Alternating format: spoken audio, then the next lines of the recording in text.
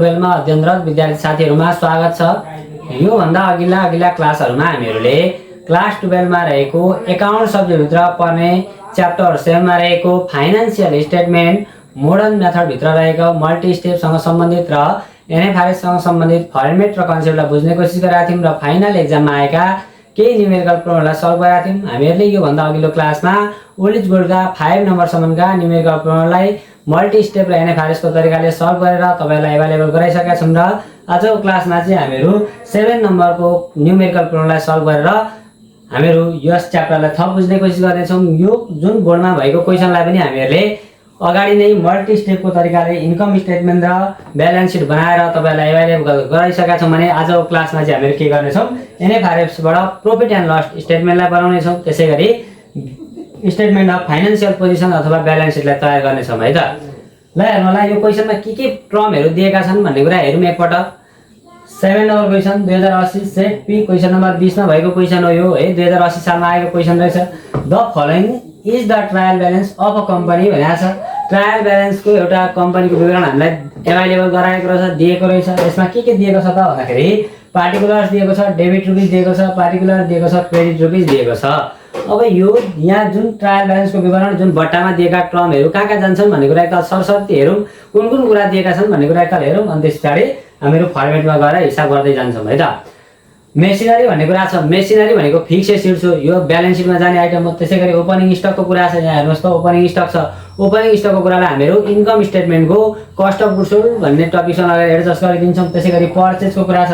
Purchase खरिद गरेको कुरा पनि हामीहरु कस्ट अफ गुड्स सोल्डमै राख्छौं। त्यसैगरी डेब्टर्सको कुरा छ। यहाँ हेर्नुस् त डेब्टर्स भन्ने कुरा छ।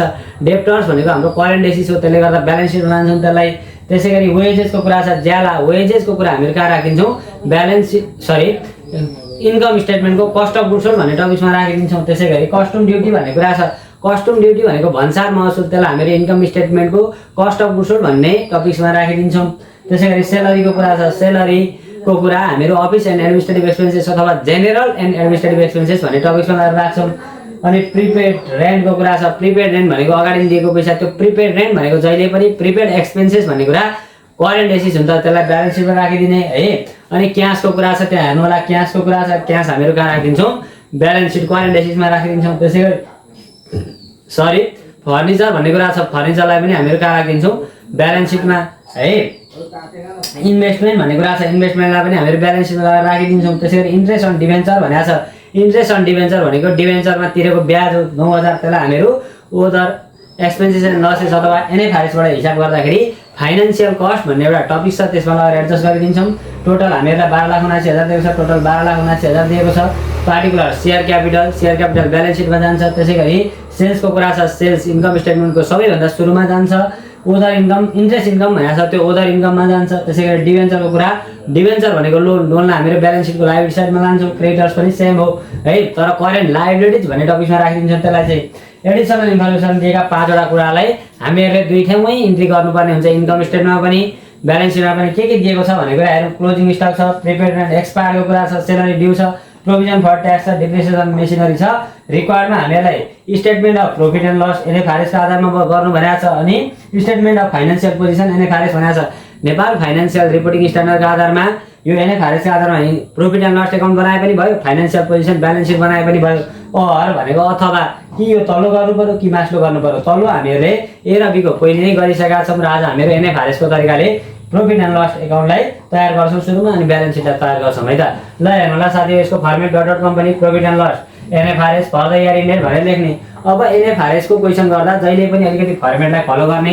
यहाँ के लेखिन्छ त भन्दाखेरि revenue from operation, revenue from operation भनेर लेखिदिने। फर्मेट सार्नु भएको छैन भने फर्मेट सार्नु होला। नोट्समा 1.1 भनेर लेखिदिने। त्यसपछि के खर्च घट्छ त भन्दाखेरि lace cost of goods sold भनेर लेखिदिने है। 1.2 भनेर लेखिदिने। यसरी ट्याकसँगले यसमा यो घटाउँदाखेरि के आउँछ त भन्दाखेरि ग्रस प्रॉफिट भन्ने कुरा आउँछ। यहाँ हेर्नु होला ग्रस प्रॉफिट भनेर लेखिदिने है। ग्रस प्रॉफिट जति आउँछ त्यसलाई यताबाट लेखिदिने कुल नाफा। अब यो फर्मेटलाई हामीहरु थोरै फलो गर्दै छौं, फर्मेटलाई सार्दै छौं है त। यसबाट के आउँछ त फर्मेटमा भन्दाखेरि त्यहाँ हेर्नु होला ओदर इन्कम के आउँछ रे साथीहरु, इन्कम अदर इन्कम भनेर लेखिदिने 1.3 मा हो अदर इन्कम। त्यसपछि general and administrative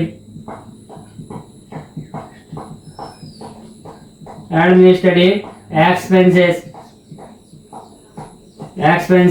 general and administrative expenses भनेको अफिसमा हुने खर्च र प्रशासनमा हुने खर्चहरू पर्छ त्यहाँनेरि है।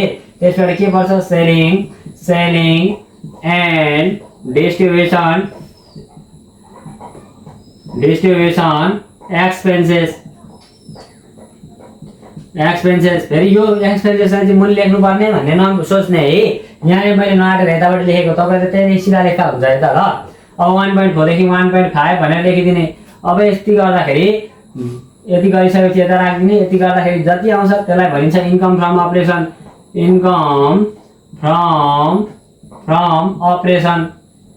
ला इन्कम फ्रम अपरेसन भनेर लेखिदिने।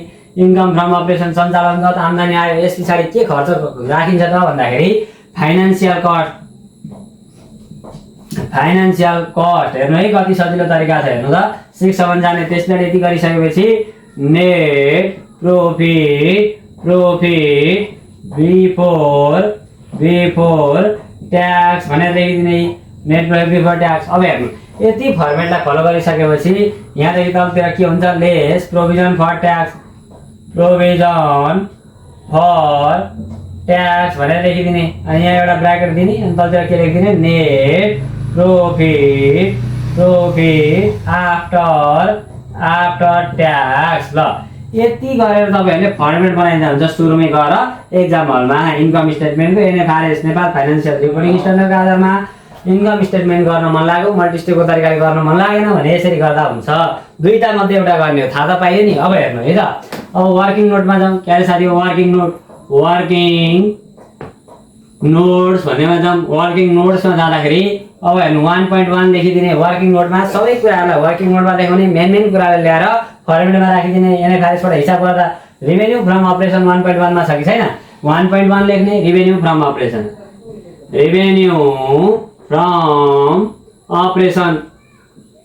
ल रेभेन्यू फ्रम अपरेसन भनेर लेखिदिने। सुन्नु ल रेभेन्यू फ्रम अपरेसनमा पर्ने कुरा भनेका सेल्सका कुरा सर्भिस रेभेन्यू सेल्स रेभेन्यूका कुरा सेल्समा है सेल्समा सेल्स रिटर्नको कुरा घट्ने कुरा आउँछ रिटर्न इनवार्डको कुरा घट्ने कुरा आउँछ। तर यहाँनिर जम्मी काटीकुटी दिएको छ।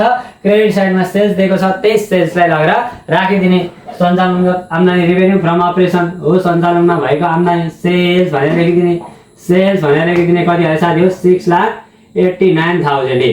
यहाँनिर रिटर्नहरुका कुरा छैनन् सर्भिस रेभेन्यूका कुराहरू छैनन् त्यही भएर यसलाई ट्यागसँगले यति नै हो। यसलाई यहाँनिर ल्याएर राखिदिने 6,89,000 केही पो छैन त हेर्नु है 6,89,000। यसरी 1.2 भनेर लेखिदिने। 1.2 छ नि साथी हो 1.2 मा के आउँछ त भन्दाखेरि यताबाट किन हेरिराख्नु रहेछ कस्ट अफ गुड्स सोल्ड। के अरे साथी हो कस्ट अफ गुड्स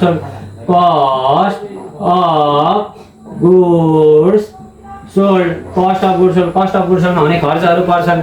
ओपनिङ स्टकको कुरा पर्चेजको कुरा क्यारेजको कुरा वेजेसका कुराहरू खोज्नु पर्यो। यहाँ ओपनिङ स्टक भनेर 20,000 दिएको छ त्यसैलाई लेखिदिने।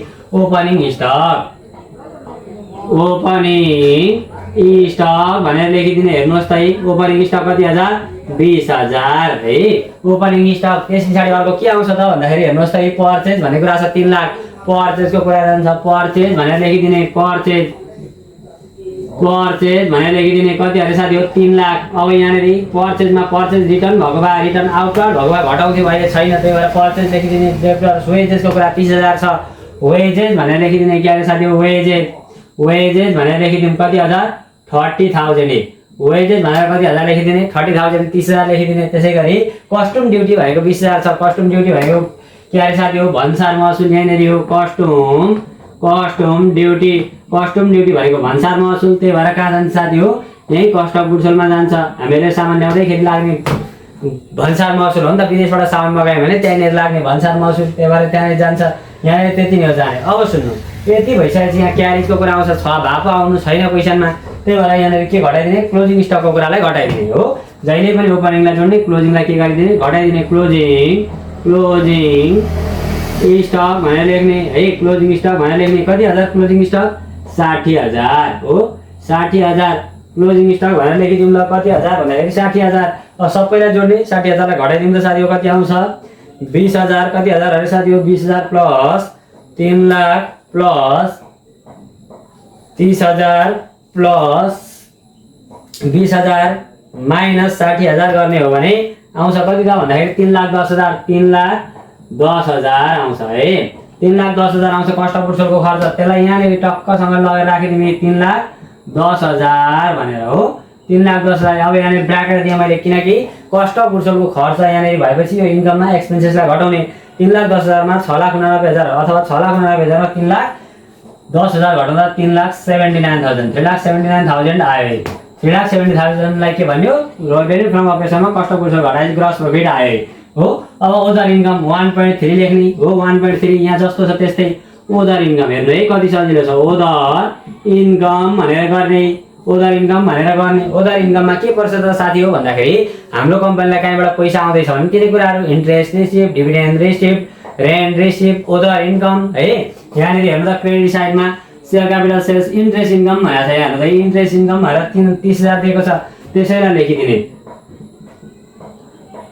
इन्ट्रेस्ट इन्कम भनेर लेखिदिने इन्ट्रेस्ट इन्कम कति हजार 30,000 हो इन्ट्रेस्ट इन्कम भनेर 30,000 लेखिदिने यही त हो टक्कसँग राखिदिने इन्कमलाई यहाँनिर लगेर टक्कसँग जस्ताको तस्तै राखिदिने अब यो ओदर इन्कम जोड्ने एक्सपेन्सेस घटाउने भएपछि यसलाई ब्र्याकेट दिनु भएन है फेरि झुकेर दिनु होला नि ओदर इन्कमलाई त दिनु भएन हो अब 1.4 मा के छ 1.4 मा जेनरल एन्ड एडमिनिस्ट्रेटिभ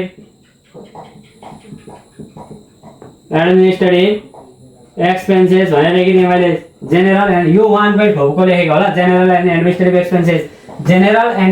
एक्सपेन्सेसमा के पर्छ त भन्दाखेरि सेलरीको कुरा रेन्टको कुरा इन्स्योरेन्सका कुराहरू पर्छन् प्रिपेड इन्स्योरेन्स एक्सपायर्डका कुराहरू अथवा कुनै रेन्टमा एक्सपायर्ड हुन सक्छ सेलरीमा एक्सपायर्ड हुन सक्छ त्यस्ता कुराहरू आएर पर्छ अब हेर्नु त सेलरी भन्ने कुरा छ यहाँनिर हेर्नु त सेलरी भनेर कति हजार दिएको छ 40,000 सेलरी भनेर लेखिदिन्छु म प्यारे साथीहरु सेलरी भनेर लेखिदिन्छु कति हजार 40,000 यहाँ हेर्नु है 40,000 मैले अलिक कुरा लेखेँ क्या किन भन्दाखेरि सेलरीको बारेमा यहाँ तल हेर्नु त सेलरी ड्यू फर 2 मन्थ भनेको छ क्या सेलरी ड्यू फर 2 मन्थ भनेको छ अगाडि यो क्वेशन मल्टी स्टेपको तरिकाले मैले गराइसकेको थिएँ तपाईहरुले हेर्नु भएको छ कि छैन हेर्नु भएको छैन भने त्यहाँ हेर्दा पनि भयो नत्र यहीँदेखि बुझ्नु होला यो के हो त भन्दाखेरि जस्तै यो जुन हामीहरु बोर्डमा हिसाब गर्दैछौँ नि साथी हो यो हिसाब जुन हामीहरु इन्कम स्टेटमेन्ट बनाउँदा ब्यालेन्स सिट बनाउँदा कुनै पनि इयरको इन्डेटमा बनाउँछौँ क्या भनेको वर्षको अन्तिममा 1 इयरको पेरिफेरीमा रहेर बनाउँदै गर्दा 1 इयर्स अथवा 1 वर्षमा कति महिना हुन्छ त भन्दाखेरि कति मन्थ हुन्छ 12 मन्थ हुन्छ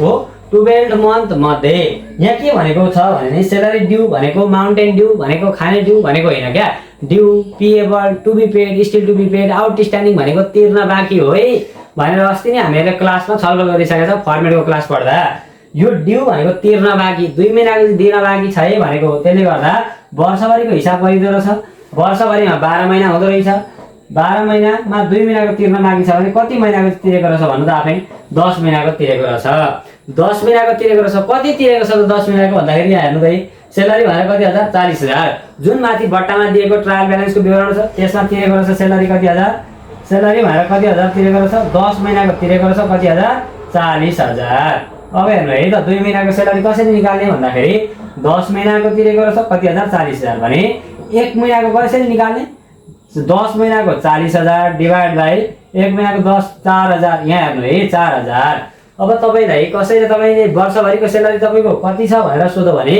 तपाई यति भन्नुहुन्छ जस्तै तपाईको 10 महिनाको सेलरी कति थाप्नु भयो त भन्दाखेरि 40,000 थापे भन्नुहुन्छ अनि 1 महिनाको कति पर्न गयो त भनेर उहाँले सोध्नु भयो भने कसरी निकाल्नुहुन्छ 40,000 लाई 10 ले भाग गर्ने 4,000 आउँछ त्यो चाहिँ कति मन्थको 1 मन्थको सेलरी भयो अब 2 महिनाको सेलरी ड्यू फर 2 मन्थ भनेको छ 2 मन्थको सेलरी कति हुन्छ भन्नु त मन्थको सेलरी कति हजार भन्दाखेरि 4,000 * 2 हो कि हैन भन्नु त 1 महिनाको 4,000 हो भने 2 महिनाको 8,000 भइहाल्यो हो तिर्न बाँकी सेलरी कति रहेछ 8,000 रहेछ जम्मा यो कम्पनीले सेलरी दिनु पर्ने रहेछ 48,000 तर दिएछ 40,000 मात्रै हो कि भन्नु त 8,000 त तिर्न बाँकी रहेछ त्यसले गर्दा यहाँ जोडिदिने 8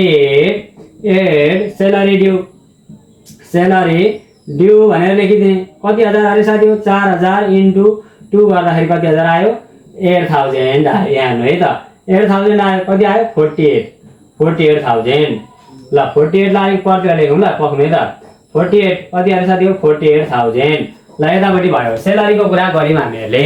अब यस पछाडि हेर्दै जाउँ प्रिपेड एन्ड जान्छ होइन, माथि केही पनि रहेनछ। यहाँ हेर्नु त यति सजिलो पनि दिन्छ क्या क्वेसन, यहाँ पनि अरू केही रहेनछ। अब तल जाउँ closing stock prepaid rent expire छ नि, यो प्रिपेड रेन्ट एक्सपायर भनेको के हो भने हामीहरूले प्रिपेड रेन्ट अगाडि नै कसैलाई रेन्ट भाडा बाबतको पैसा दिएका थियौँ, त्यो मध्ये यो एक्सपायर भयो अरे 32,000 चाहिँ सक्यो अरे क्या, त्यो 32,000 चाहिँ खर्च भइसक्यो अरे भने यहाँ लेखिदिने prepaid rent expire, prepaid rent expire भनेर लेखिदिने कति हजार 32,000। माथिको रेन्टलाई हेर्ने होइन, जस्तै प्रिपेड रेन्ट छ नि त्यसलाई हेर्ने होइन, इन्कम स्टेटमेन्ट गर्दा भरे ब्यालेन्स सिट गर्दा हेरिन्छ, अहिले हेर्ने होइन। तल एक्सपायरलाई मात्रै राखिदिने, सेलरी भइसक्यो प्रोभिजन भरे हुन्छ। Depreciation on machinery 10%। अब डिप्रिसिएसन अन मेसिनरीको कुरा छ नि, डिप्रिसिएसन अन मेसिनरी भनेर लेखिदिउँ के अरे साथी हो, डिप्रिसिएसन अन मेसिनरी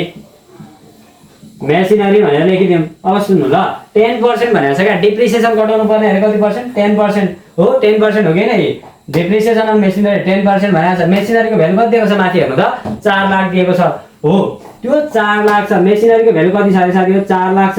4 लाखको 10% मूल्य राशि डिप्रिसिएसन घटाउनु पर्ने भने जम्मा कति हुने रहेछ 40,000। यहाँ हेर्नु है 40,000। अब यहाँदेखि अरू केही छ जस्तो लागेन, त्यही भएर मैले डाइरेक्ट गरिदिएँ डिप्रिसिएसन 40,000। अब त्यो तिनवटा जोड्दा साथी कति आउँछ त भन्दाखेरि 48,000 प्लस 32,000 प्लस 40,000 गर्दाखेरि आउँछ कति हजार 1,20,000। 1,20,000 यहाँ हेर्नु है 1,20,000 भयो। त्यो 1,20,000लाई यहाँनिर लगेर राखिदिने 1,20,000। अब यसलाई ब्राकेट हाल्नु पर्यो किनकि जेनरल एन्ड एडमिनिस्ट्रेटिभ एक्सपेन्सेस भनेको त खर्च हो, एक्सपेन्सेस आइसकेको छ हो। अब यो सेलिङ एन्ड डिस्ट्रिब्युसन एक्सपेन्सेसमा जाने केही पनि छैन क्या, advertisement, carriage outward, sales commission, travelling expenses, bad डेट्सका कुराहरू, डिस्काउन्टका कुराहरू भएको भए जान्थ्यो, अहिले छैन नि त। त्यही भएर त्यहाँनिर मैले ड्यास दिएँ। तपाईँले यतापट्टि वर्किङ नोटमा 1.5 भनेर सेलिङ एन्ड डिस्ट्रिब्युसन एक्सपेन्सेस लेखेर ड्यास दिए पनि भयो, नदिए पनि भयो हो। अब यहाँनिर जाने केही पनि छैन अहिले, यहाँ हेर्नु होला केही भएको हामी लेख्थ्यौँ, छैन त्यही भएर ड्यास दिएँ मैले। अब यसमा यो जोड्ने 3,79,000मा 3,79,000मा 30,000 जोड्ने हेर्नुहोस् है 4,09,000 आयो, त्यसमा 1,20,000 घटाउने हो भने 2,89,000 आउने रहेछ। कति आयो साथी यहाँ 2,89,000 आउने रहेछ। हेर्नु त यति गर्दा के आयो, जस्तै हामीले यहाँ कस्ट अफ गुड्स गर्नु त ग्रस प्रफिट आयो, उधार इन्कमलाई जोड्यौँ, यसलाई घटाउने हो भने इन्कम फ्रम अपरेसन सञ्चालनगत आम्दानी कति आयो 2,89,000 आयो। अब फाइनान्सियल कस्ट 1.6 लाई हामीले के गर्नु छ वर्किङ नोटमा देखाउनु छ। फाइनान्सियल कस्ट यो फाइनान्सियल कस्ट भनेको फरक हो है। फाइनान्सियल कस्ट भन्ने कुरा छ नि वित्तीय लागत क्या, जस्तै फाइनान्सियल कस्ट भनेको हाम्रो इन्ट्रेस्ट एक्सपेन्सेसका कुराहरू पर्छन् यहाँनिर है। यहाँनिर हेर्नु त इन्ट्रेस्ट एक्सपेन्सेस भनेर के दिएको छ, इन्ट्रेस्ट अन डिबेन्चर भनेर 9,000 दिएको छ कि छैन। एडिसनलमा कहिले काहीँ आउटस्ट्यान्डिङ छ भने जोड्ने, प्रिपेड छ भने घटाउने, तर अहिले केही छैन इन्ट्रेस्ट एक्सपेन्सेस भनेर लेखिदिने। के अरे साथी हो इन्ट्रेस्ट एक्सपेन्सेस, के अरे साथी हो इन्ट्रेस्ट एक्सपेन्सेस। एक्सपिएन मात्रै लेख्दिएँ मैले ल 9,000 भनेर लेखिदिने। इन्ट्रेस्ट एक्सपेन्सेस कति हजार 9,000 ल यही 9,000लाई लगाएर यहाँनिर एडजस्ट गरिदिने। अब इन्ट्रेस्ट अन डिबेन्चर, डिबेन्चर भनेको लोनमा तिरेको ब्याज भएपछि पैसा जान्छ, त्यही भएर घटाइदिने। 2,89,000मा 9,000 घटाउँदाखेरि आउने रहेछ कति 2,80,000। 2,80,000 यहाँ हेर्नुलाई 2,00,000 कति हजार 80,000। हाम्रो कम्पनीलाई इन्कममा एक्सपेन्सेस घटाउँदा हाम्रो कम्पनीलाई कति नाफा भयो 2,80,000। अब हाम्रो कम्पनीलाई नाफा भइसकेपछि नेपाल सरकारले ट्याक्स तिर्नुपर्छ, त्यसको लागि व्यवस्था गर्छौँ क्या हामीहरू के का आधारमा, त्यही नेट इन्कम 2,80,000। क्यारे साथी हो 2,80,000 को कति प्रतिशत भन्दाखेरि 2,80,000 को कति प्रतिशत हेर्नु त यहाँ प्रोभिजन फर ट्याक्स 20% भनेको छ कि छैन। क्वेसनै प्रोभिजन गर्नु भनेको छ कति पर्सेन्ट 20%। 20% तिर्नुपर्ने रहेछ। 20% हटाउन 100 ले भाग गर्ने भने 2,80,000 को 2,80,000 को कति पर्सेन्ट 20 डिभाइड बाइ 100 गरिदिने हो भने कति आउँछ 56,000 56,000 भयो। यसलाई तल पनि राख्नुपर्छ, सम्झाउनु होला। हाम्रो नाफाबाट सरकारलाई ट्याक्स तिर्नका लागि पैसा गयो भने त पैसा त हिँडिसक्यो, हाम्रो कम्पनीबाट जान्छ, त्यसले गर्दा 2,80,000 माइनस 56,000 गरिदिने भने हाम्रो कम्पनीको वास्तविक नाफा चाहिँ कति आएछ 24,000। 6,24,000 यहाँ हेर्नु त यो 2,24,000 नेट प्रफिट आफ्टर ट्याक्स भनेको कति हजार 2,24,000 आयो है। ल 2,24,000 आयो। यसरी हामीहरूले यो एनएफआरएसको तरिकाले इन्कम स्टेटमेन्टलाई पनि गरिसक्यौँ। इन्कम स्टेटमेन्टलाई अर्को के पनि भन्छ प्रफिट एन्ड लस, यहाँ प्रफिट एन्ड लस भइहाल्छ। इन्कम स्टेटमेन्ट र प्रफिट एन्ड लस एकाउन्ट भन्नु एउटै हो है त।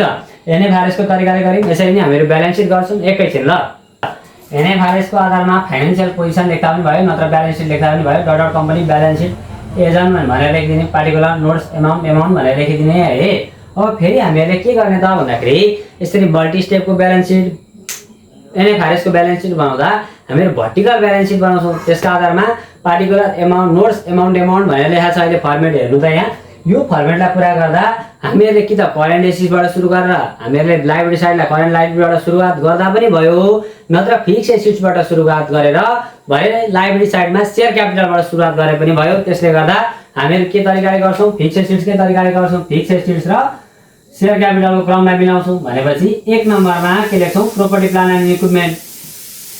प्रोपर्टी प्लान एन्ड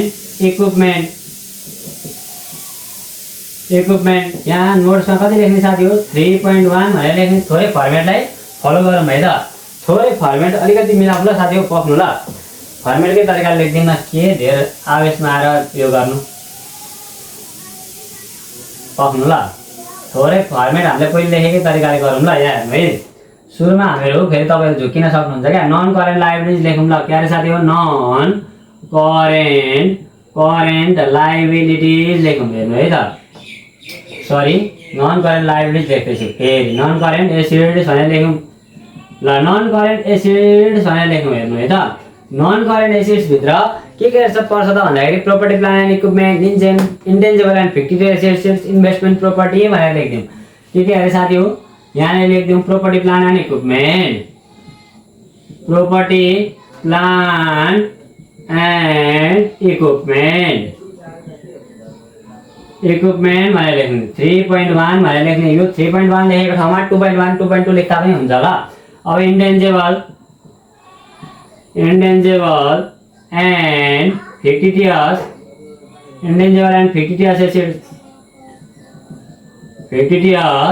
एसिड्स भनेर लेखिदिउँ ल। एसिड्स 3.2 मा लेखिदिउँ है। अनि investment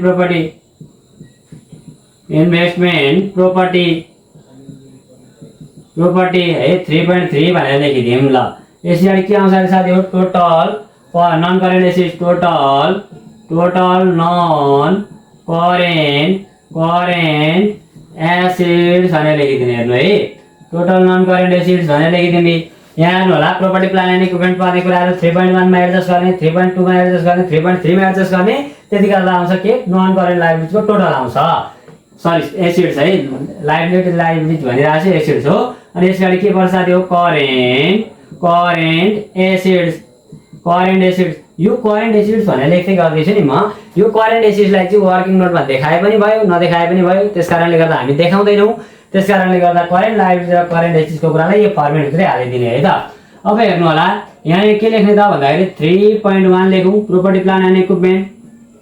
property plant and equipment ल। इक्विपमेन्ट भनेर लेखौँ। प्रोपर्टी प्लान एन्ड इक्विपमेन्ट भित्र ल्यान्ड एन्ड बिल्डिङको कुरा, फर्निचरको कुरा, इक्विपमेन्टको कुरा, भेहिकलको कुरा, मेसिनरीको कुराहरू पर्छन्। अब सबैभन्दा सुरुमा यहाँनिर मेसिनरी भनेर दिएको छ। हेर्नु त, यहाँ मेसिनरी भनेर दिएको छ, कति लाख, 4 लाख। त्यही कुरालाई लेखिदिउँ यहाँनिर, मेसिनरी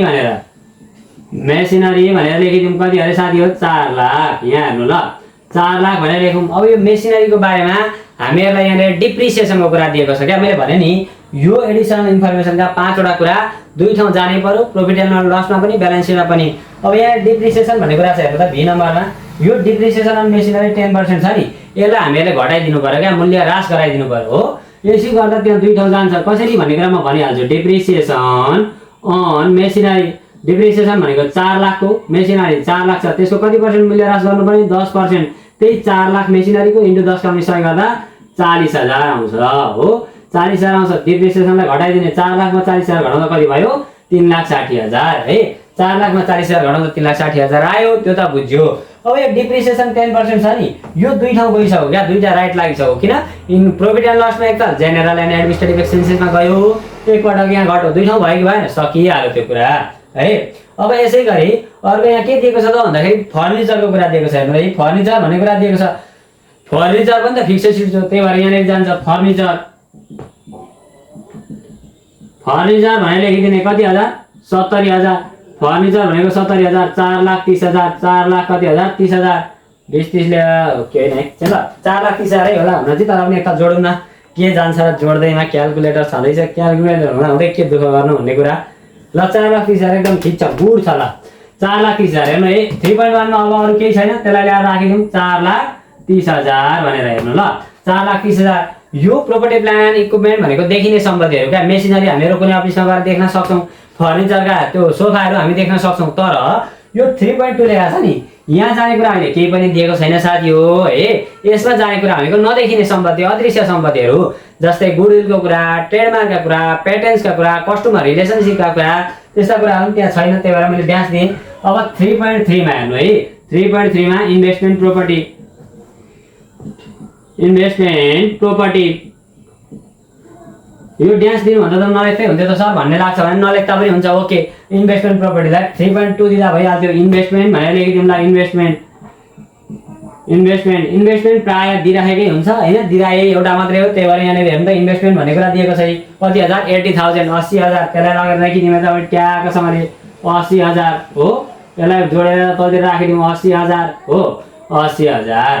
ल 80,000 भनेर लेखिदिउँ हो। 80,000 गर्दा 30 सधैँ 5,10,000 पक्नु है। एकताल जोडौँ ल, 5,10,000 होला हुन चाहिँ।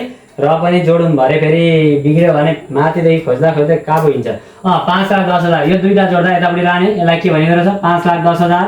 यो दुईटा जोडेर आएको है, यो 4,30,000 र 80,000। यसलाई के भन्यो, टोटल नन करेन्ट एसिड्सको टोटल नन करेन्ट एसिड्स भनेर लेख्यो।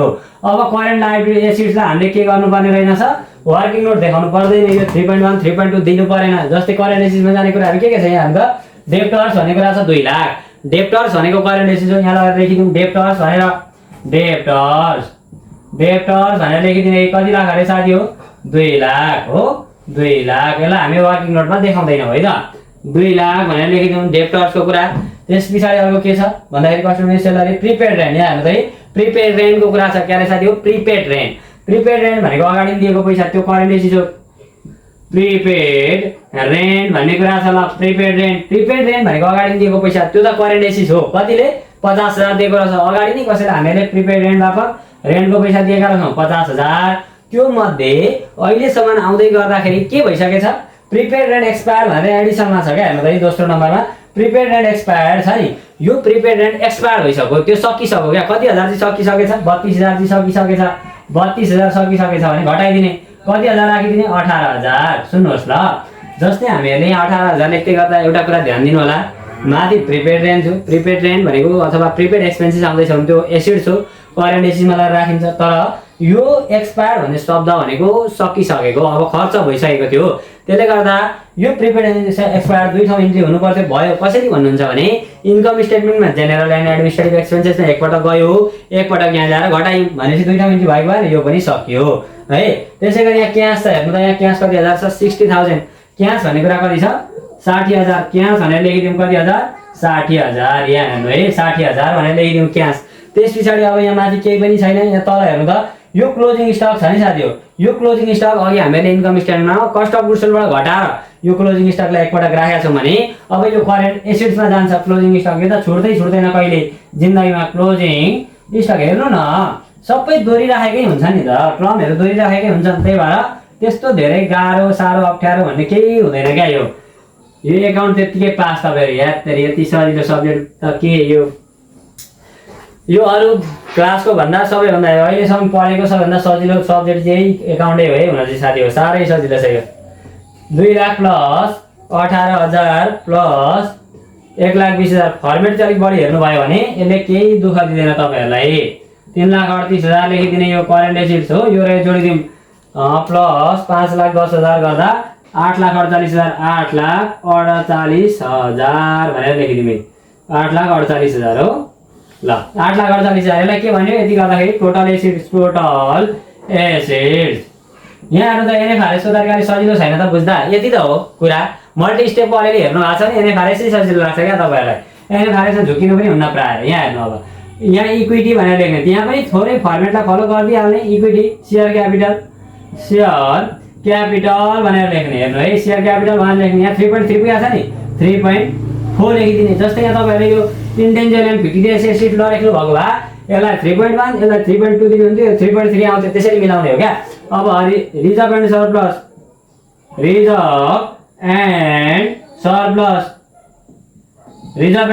3.5 मा हो रिजर्भ एन्ड सरप्लस। अब यति गर्दाखेरि के आउँछ टोटल इक्विटी भनेर लेख्ने। हेर्नु त कति सजिलो पो छ त, टोटल इक्विटी भनेर लेखिदिने।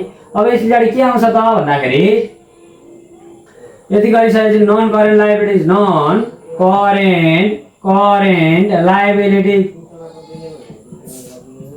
नन करेन्ट लायबिलिटी 3.6 मा लेखिदिने हो। यति गरिसकेपछि 3.6 मा नन करेन्ट लायबिलिटिज को कुरा लेखिदिने हो। अब यता के आउँछ current liabilities, current liabilities, current liabilities भनेर लेख्ने। करेन्ट लायबिलिटिज भित्र पर्ने कुराहरू हामीहरूले वर्किङ नोट नदेखाउँदा पनि हुन्छ, त्यसकारणले हामी देखाउँदैनौँ। अब हेर्नु 3.4 छ नि, 3.4 यतापट्टि गएर लेखिदिने के। 3.4 मा के रहेछ शेयर क्यापिटल, शेयर क्यापिटल। अब यो शेयर क्यापिटल भित्र के पर्छ भन्ने कुरा थाहा पाउनु पर्यो। Equity share capital, preference share capital, common स्टकको कुराहरू पर्छ। क्रेडिटमा दिएको हुन्छ, यो टुप्लुका शेयर क्यापिटल दिएको छ, त्यसैलाई लगेर लेखिदिने। यहाँ जाने ड्यास दिने शेयर क्यापिटल, शेयर क्यापिटल भनेर लेखिदिने। शेयर क्यापिटल भनेर लेखिदिउँ कति हजार 3 लाख, त्यही 3 लाख मात्रै छ, त्यही भएर यहाँ जाने 3 लाख भनेर टक्कसँगले लेखिदिने। 3 लाख भनेर लेखिदिने, यहाँनिर आउने 3 लाख भनेर लेखिदिने। कति राम्रो अक्षर पारेर है, यस्ता अक्षर होइन राम्रा पारेर। अब हेर्नु 3.5 मा लेखिदिने के छ रिजर्भ एन्ड सरप्लस। के रहेछ यो reserve and surplus. Reserve and surplus भित्र पर्ने भनेको शेयर प्रिमियमको कुरा, जेनरल रिजर्भको कुरा, रिटेन अर्निङका कुराहरू पर्छन् है। यो भन्दा अगाडि हामीले इन्कम स्टेटमेन्ट गरिसकेका छौँ। इन्कम स्टेटमेन्ट गर्दै गर्दै जाँदा लास्टमा नेट इन्कम आफ्टर ट्याक्स आएको छ नि, त्यही कुरा चाहिँ हेरेर लेखिदिने। जस्तै यहाँ आउने कुरा भनेको रिटेन अर्निङको कुरा पनि आउन सक्छ, तर अहिले योभन्दा अगाडि हामीले रिटेन अर्निङ बनाएकै छैन। योभन्दा अगाडि त इन्कम स्टेटमेन्ट बनाएको हो नि। त्यो इन्कम स्टेटमेन्टको सबैभन्दा अन्तिममा जति आएको छ अघि गर्दै जाँदा त्यही एमाउन्टलाई लेखिदिने। के भनेर नेट इन्कम भनेर, नेट इन्कम त्यो कम्पनीको वास्तविक नाफा जति आएको छ त्यसैलाई लेखिदिने। कति आएको छ हेर्नु त 2,24,000, 2,24,000। तपाईँहरूले हेर्नु है कपीमा, बुझ्नु पनि अघि हामीले निकालिसकेका छ अगाडि 2,24,000 भनेर लेखिदिने। ठिक छ, 2 लाख कति हजार 24,000, 2,24,000 भनेर लेखिदिउँ। यो र जोड्दा कति आयो 5,24,000, 5,24,000 ल 5,24,000 आयो। अब नन करेन्ट लायबिलिटी 3.6 मा जाउँ। 3.6 मा non current liabilities, non current liabilities, non current liabilities भनेको नि साथी हो, अस्ति तपाईँहरूले अलिअलि मल्टी स्टेप हेर्नु भएको छ भने त्यहाँनिर पर्ने सेक्युर लोन भित्र पर्ने टर्महरू पर्छ क्या। यो नन करेन्ट लायबिलिटिज भनेको करेन्ट लायबिलिटीदेखि बाहेकका दायित्वहरू, लोनका कुरा, डिभेन्चरका कुरा, बोन्डका कुरा, लङ टर्म लोनका कुराहरू पर्ने हो। यहाँ हेर्नु त डिभेन्चर छ कि छैन 1 लाख, त्यही डिभेन्चर हो, त्यसलाई लगेर लेखिदिउँ यहाँ डिभेन्चर भनेर। डिभेन्चर भनेर लेखिदिउँ कति लाख 1 लाख। यहाँ हेर्नु त केही पो छैन त 1 लाख हो, डिभेन्चर भनेर लेखिदिउँ 1 लाख। यहाँ यतापट्टि जाने 1 लाख भनेर एडजस्ट गरिदिने। ल 1 लाख भनेर एडजस्ट गरिदिने, 1 लाख भनेर हो। करेन्ट लायबिलिटीमा पर्ने कुराहरूलाई वर्किङ नोटमा नदेखाउँदा पनि हुन्छ। त्यसले गर्दा यहाँ क्रेडिट साइडमा जाँदा क्रेडिटर्स छ कि छैन 1,60,000, क्रेडिटर्स भनेको करेन्ट लायबिलिटी हो, त्यसलाई लेखिदिउँ क्रेडिटर्स भनेर लेखिदिउँ। कति अरे साथी हो 1,60,000 है, 1,60,000, 1,60,000 यो भइहाल्यो। यस पछाडि अरू के आउँछ त भन्दाखेरि यहाँ जाने केही पनि छैन। यहाँ तल हेर्नु सेलरी ड्यू फर 2 मन्थ भनेको छ कि छैन। सेलरी ड्यू फर 2 मन्थको आउटस्ट्यान्डिङ सेलरी अथवा सेलरी ड्यू भनेर लेखिदिन्छौँ हामीहरू। सेलरी ड्यू भनेर लेखिदिन्छौँ। सेलरी ड्यू भनेको अघि हामीहरूले अगाडि इन्कम स्टेटमेन्ट गर्दा त्यहाँ हेर्नु होला, सेलरीसँग आउटस्ट्यान्डिङ सेलरी अथवा सेलरी ड्यू भनेर 8,000 जोडेका छौँ 40,000 मा। त्यही 8,000 त्यो एडिसनमा भएको कारणले त्यसलाई 2 ठाउँ एडजस्ट गर्नुपर्छ। यो तिर्न राखी सेलरी भएको कारणले यसलाई पनि हामीले राख्यौँ 2 ठाउँ गइसक्यो। अब प्रोभिजन फर ट्याक्स है, यसलाई राख्नु छ। यसलाई एकैछिन बग्नु होला। 60 मा 8 जोड्दा 1,68,000 भयो हो। यो जोडेर यता पनि लेखेको। अब यसलाई चाहिँ यसो गरिदिउँ साथी हो, यो एनएफआरएसमा धेरै यो नगरौँ कि यसैमा लेखिदिउँ ल।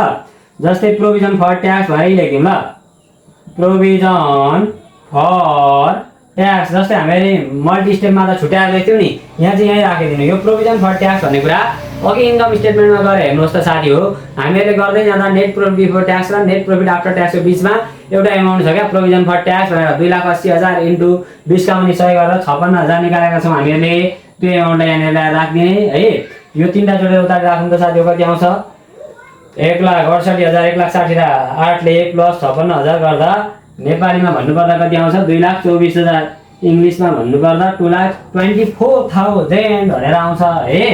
केही छ साथी हो हेर्नु त, सजिलो पनि नि यति सजिलो त दुनियाँमा केही छैन होला हौ। टोटल लायबिलिटिज भनेर लेखिदिमी। टोटल लायबिलिटिज कति आउँछ भन्दाखेरि जोड्नु पर्यो। यो जोडौँ 6,24,000 मा 2,24,000 जोडौँ न। 6,24,000 त्यो माथिको जोड्दा 6,24,000 तलको 2,24,000ले 8,48,000 यति नै आउनु पर्यो। 8,48,000 एन्सर यो र यो बराबर आयो। ब्यालेन्स सिट पनि मिल्यो, इन्कम स्टेटमेन्ट पनि हामीहरूले गरिसक्यौँ। हामीहरूले योभन्दा अगाडि ओल्ड इज गोल्डका 1 नम्बरदेखि 6 नम्बरसम्मका क्वेसनहरू रेगुलर रूपमा गर्दैछौँ। यस पछाडि पनि 8, 9, 10 गर्दै रेगुलर रूपमा गर्दै जानेछौँ है। त्यहाँनिर प्लेलिस्ट बनाएर एकपछि अर्को क्वेसन राखिदिएका हुन्छौँ। तपाईँहरूले क्रमिक रूपमा हेर्नु होला भन्दै आजको क्लासबाट मैले बिदा चाहेँ। यस च्यानलमा नयाँ हुनुहुन्छ भने यस च्यानललाई सब्स्क्राइब गरी